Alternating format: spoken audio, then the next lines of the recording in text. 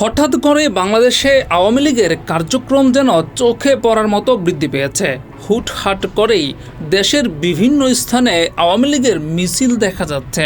আর এতে করে আরেকটি প্রশ্ন সামনে চলে আসছে যে আওয়ামী লীগ কি সত্যি ফিরতে পারবে? বিএনপি সরকার ক্ষমতায় আসার পর থেকেই আওয়ামী লীগের নেতাকর্মীদের প্রকাশ্যে আসতে দেখা যাচ্ছে। আর আওয়ামী লীগের অনেক নেতাকর্মী বেশ প্রভাবের সঙ্গেই নিজেদের কার্যক্রম চালিয়ে যাচ্ছেন। আওয়ামী লীগ ঘনিষ্ঠ হিসেবে পরিচিত অনেকে আবার ক্ষমতাসীন দলের ছায়ায়ও আশ্রয় নিয়েছেন, যদিও আওয়ামী লীগের কার্যক্রম এখনও বাংলাদেশে নিষিদ্ধ রয়েছে।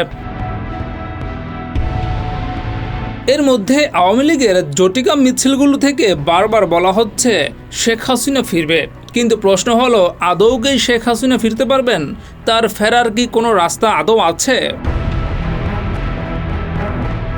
বর্তমানে শেখ হাসিনার দেশে ফেরার কোনো সম্ভাবনা বা সুযোগ নেই বলেই জানাচ্ছেন রাজনৈতিক বিশ্লেষকরা।